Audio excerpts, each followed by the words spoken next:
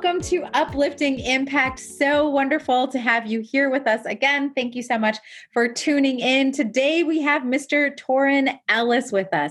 And Torin is a diversity strategist. He's a published author and a workplace issues host of Career Mix on Sirius XM, where he discusses challenges and progress regarding career progression, diversity, and I love this so much, disruption. He uses his platform and he uses his work as a consultant and a strategist to assist clients in optimizing their recruiting efforts using a collaborative approach built on transparency, objective clarity, actionable strategy, and rigorous performance monitoring. And he's on the podcast with us today. I'm so glad to have you here with us. Thank you so much, Torin, for making some time. Absolutely. And let me tell you, I show up a little bit differently than a lot of practitioners in our space. And you alluded to it in the introduction, but it's extremely important that people know that for years, I actually ran an agency. Like I'm the guy behind the scene, putting the Boolean string together, the guy that's making the cold call into organization A, B, or C, snatching out that talent and introducing them to another phenomenal organization. So I don't come to this practitioner work. I don't come to Sirius XM radio. I don't write a book or author my podcast. I don't speak around the world because I'm an academician or a person who's read a bunch of blog papers. I'm doing all of this work, A, because I absolutely love people, and B, well, because I know what the hell I'm doing. And I really appreciate that. One of the things that we try to focus on the podcast is working with people who are doing the work, because it's important. And I think there's really important places and spaces. I am so grateful for the academics who come to this work. I'm so grateful for the practitioners. I'm so grateful for the people who are the policymakers. And what I always tell people is it requires a lot of different, you can't flow the way I do. I can't flow the way you do. And so it requires all of us to take our different skill sets and bring them to the table, because that's how we get the most work done. So one of the things, go ahead. No, I was just going to say, that's what diversity and inclusion is all about. It's about the formula of bringing that collective, those unusual, unsuspecting, and unfamiliar minds together so that we can pursue a common goal, a common mission, a common outcome. And so it really is about colliding all of these various talented individuals and saying, we could do better because we have this and you don't. That's right. And one of the things that you put, and I like really honed in on this statement. So I'm going to throw it back at you because I want you to explain it. One of the things that you said in your overview and your LinkedIn profile is you said you take love and process, and those are at your core.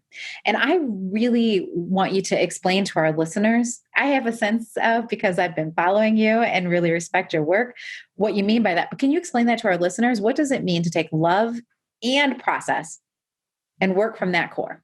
Yeah, absolutely. I say two of the most powerful words in our lexicon are love and process. Deanna, if I love you, you don't really question whether or not what I said to you is of advantage, of your benefit, of protection. If I love you and I tap you on the shoulder or the arm, or I push you out of the way, you're not necessarily looking back and saying, well, why did you tap me or why did you push me? Because you know that I love you. We have a common connection, kinetic connection.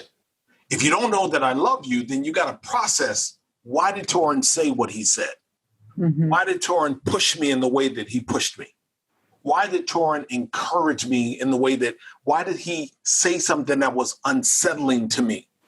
I got to process that. Right. And so what I say to people, and I've come to this conclusion because doing D&I work has been challenging. I've been in this space for quite some time. And I've had a number of unsettling conversations with white women, with white men. I've had some disruptive and unsettling, uncomfortable conversations with Black women, Black men, with people with disabilities. I've held to account people that are on the LGBTQ spectrum.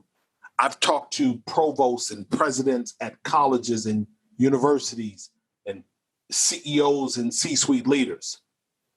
And I have this thing where they got to understand it may be very direct. It may hurt. It may be uncomfortable, but you'll never be able to say that it's not true I Mm-hmm. operate in truth. So you got to understand that when I come to you, I'm coming out of a great deal of love for humanity.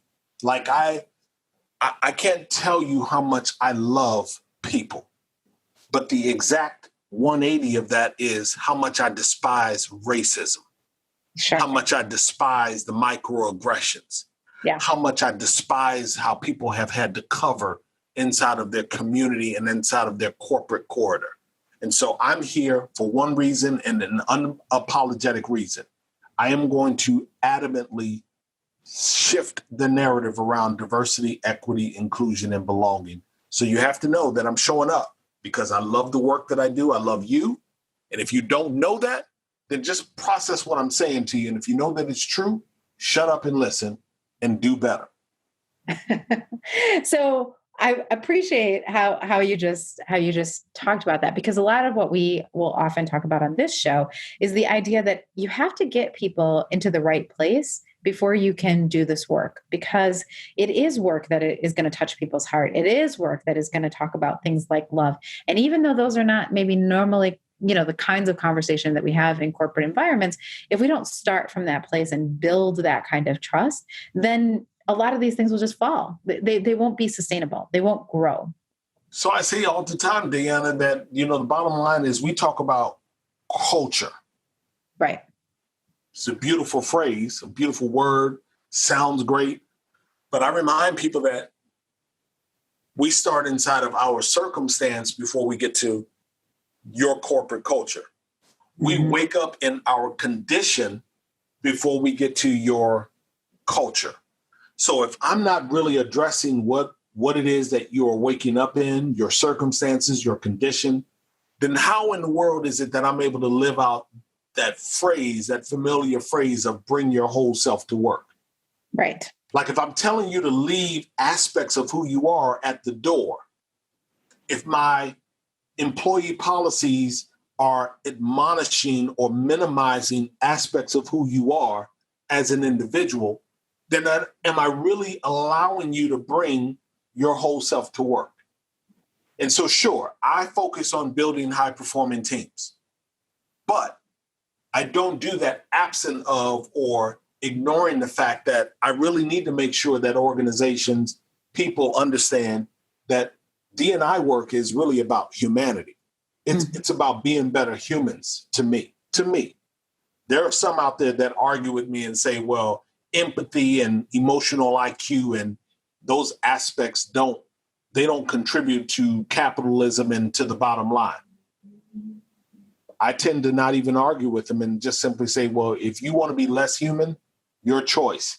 I'm going to operate with a high frequency of humanity and empathy and EQ, because I know that if I can tap into and touch that part of who you are, then I'm really going to allow you to bring all of that to the workplace. And as a leader, that's what I think is extremely important.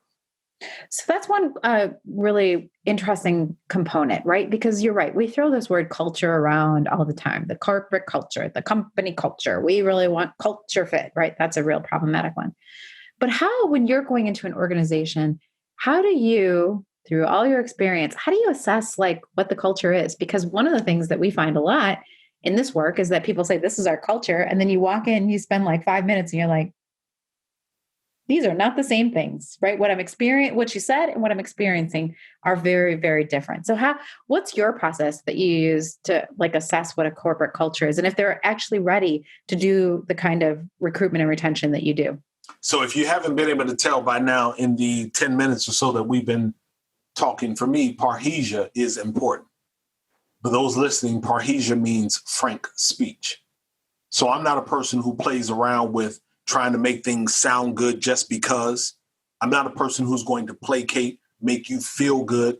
If you bring me into the organization, I'm there for frank and real, transparent speech. So the number one thing that I do is listen. I ask questions that I know are going to get me to or close to the truth.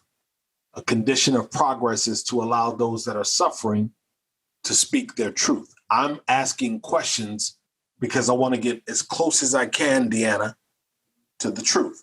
Second thing that I do is equity and inclusion assessments. We just ask a variety of questions to make sure that people are feeling the brand, living the brand, that they are living in that particular moment, that the culture really is protecting and providing them with the support and the resources that they absolutely need.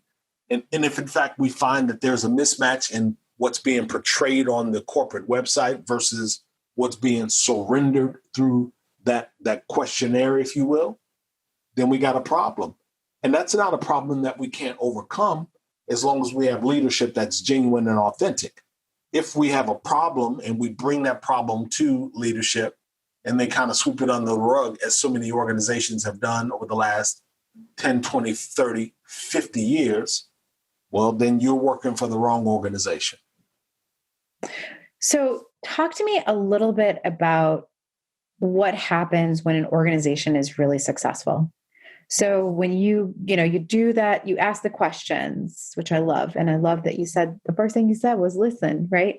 You listen, you ask the questions, you give the recommendations to the leadership.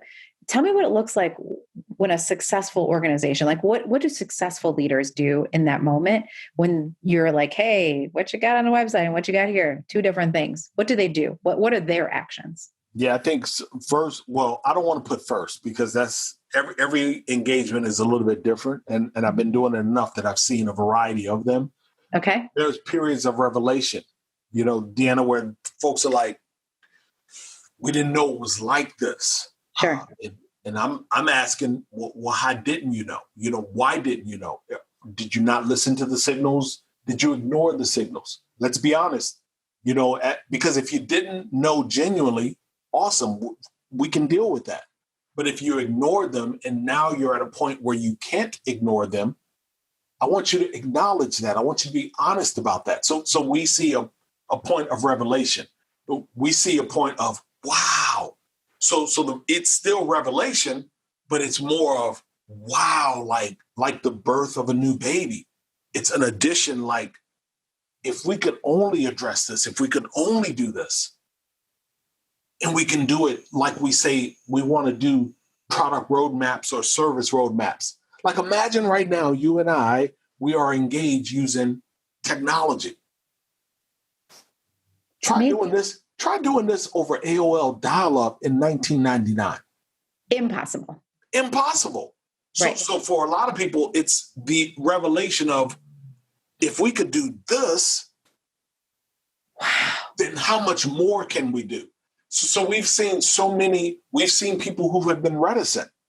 When you reveal it to them, they still say, whatever. They still say that pursuing D&I is a lowering of the bar, a mediocrity statement. And I look them dead in their eye and say, how would you be so disrespectful? How would you look at me, Black man, and say that pursuing D&I is a lowering of the bar? I'm not getting ready to argue with them because I got a mean streak inside of me. So I'm not going to argue, but I am going to make them justify how because then what I will tell them, Deanna, is, so what you're saying to me is that you've never hired a mediocre white man. And I wait. Because I'll pull the exit interviews, I'll pull the attrition reports, and I know I'm going to find a whole bunch of mediocre white men, a whole bunch of mediocre white women. And the biggest benefactor of D&I efforts have been white women. So when you ask me, what have I seen? I've seen HR departments have to capitulate and acknowledge the fact that they haven't done a great job of taking care of their people. Yeah. They've done a great job of taking care of the company, but not the people. Yeah. And so when I come into an engagement, I am going to force you through love and process. You got to take care of the people. So one of the things one of the things that we always talk about too is that a lot of times when you get to that, hey, we have to lower our standards in order to diversify. We have to do this and that. Well, then if you ask one simple question, and this is what we found in our work, right? In the companies that we've worked with, one simple question: what are the standards? What are the standards? That most often people don't really have a very clear definition of what the standards are. And so even without calling them out or doing anything, just saying, oh, okay, well, show me what the standards are. And show me how you use that in past and how you plan to use that in the future. And now evaluate this candidate again. Try it one more time and tell me whether or not you actually come up with the same result. And it's so interesting because in that very, very, very simple exercise, one question, it's not even like 10 questions, it's just one question. And I'm saying this for our listeners too, because I think this is a really problematic area where people will say, well, we can't lower our standards. Like the assumption is that having diversity, equity, inclusion somehow does that. But those two things are not, they are not the same thing. Right. And oftentimes we can just say that. And then it's like a clear streak. We don't have to worry about it. We're not going to get called to the table to answer any more questions about it. But that one simple question, being that one person in the room to say, explain to me what the standards are. And if you have a candidate that's already in front of you saying, can you please demonstrate to me like why this person doesn't fit that standard? Yeah. Can you give me an example? Something they've said, something in their resume, something that from their past work history, something that really justifies it, not just a gut feeling. Because your gut feeling is the one that got us in the situation where we don't have any diversity, equity, and inclusion. So let's not rely on that. Exactly. Let's look at some standards. Exactly. And, again, and I would say a portion of that, a portion of correcting that process is having that check and that balance. Mm-hmm. Some would say, Deanna, that even over the last 10, 20, 30, 50 years, we've had the check and balances. There have been a number of examples where there have been multiple people evaluating the candidate and they arrive at a decision that this particular person is not a great fit for the organization. So I would even say that it's important for us to disrupt what we consider to be a check and a balance. You got to disrupt every aspect of D&I at every value point inside of the organization. So D&I does not only sit with talent acquisition, not only with onboarding, but it's about evaluating it at corporate social responsibility, corporate governance, board governance, supplier diversity, finance, development, finance, every single value point, every value point in the organization. So diversity and inclusion to me has never been about lowering the bar. What it has been, Deanna, is about adding efficiency and efficacy to the work being done. That's right. In many ways, it actually makes your work more stellar. I mean, it makes you have to go through, if you're doing the work right, then you're actually going through the process of evaluating, are we staying true to our mission? Are we staying true to our core values? And that's really hard work and it's ongoing work, right? But it's that challenge. Well, I am just so incredibly grateful that we actually had the chance to talk about this. I can feel your passion coming through. There are people who are listening and there are people who are going to be watching this podcast. So for those of you watching, I'm sure you can see it. And those of you listening, I'm sure you can hear it. Your passion for, as you said, humanity, not just diversity, equity, and inclusion, but the highest level of this, which is humanity. So I'm just grateful that you're doing this work. I'm grateful that you're willing to have those courageous conversations and you're also willing to create the pathway forward for other people to engage in them. A lot of times I think people bring, us into the work because somebody needs to say it, but they can't necessarily be the ones to say it. And so it's nice to know that you're adding your voice to those conversations. So thank you so much for being here with us today. A voice of agitation, Deanna. Thank you for trusting such. Oh, absolutely. And so what we want to do is make sure that people who want to be connected to you, who want to learn more about your work, who want to see all the fantastic things that you're doing out in the world, that they can get connected. So can you tell our listeners what's the best way to do that? So you can do at Torin Ellis across all of social media, whether it be Twitter, Instagram, LinkedIn, or Facebook, at Torin Ellis. And one thing that I'll draw your attention to is I recently did a film festival with Skill Scout out of Chicago. So I would love for you to go to the Instagram or the LinkedIn page, find the link for Humans at Work. Humans at Work. Deanna, when I say I love people, I love doing incredible events. Different events that highlight and center people. Fantastic. So we will make sure that if you didn't catch it, that all of that is in the show notes. We want to make sure that we're continuing to support you and to support your work. So thank you for being here. For those of you who are listening to this episode, please share. We want more people to engage in the conversation. We have so much to learn from one another. And this is an amazing platform on which to do that. I know I always leave these sessions having learned something, and we want to make sure that we're offering that up to other people. So please invite a friend, come back and listen to the next episode, share this episode so other people can hear some of this amazing wisdom that we were given today. And thank you again, Torin. We will check you all out in the next episode. Remember, we believe here at Uplifting Impact, the more people that are doing this work, that are engaged in this work, the more impact we can have on the world. See you soon.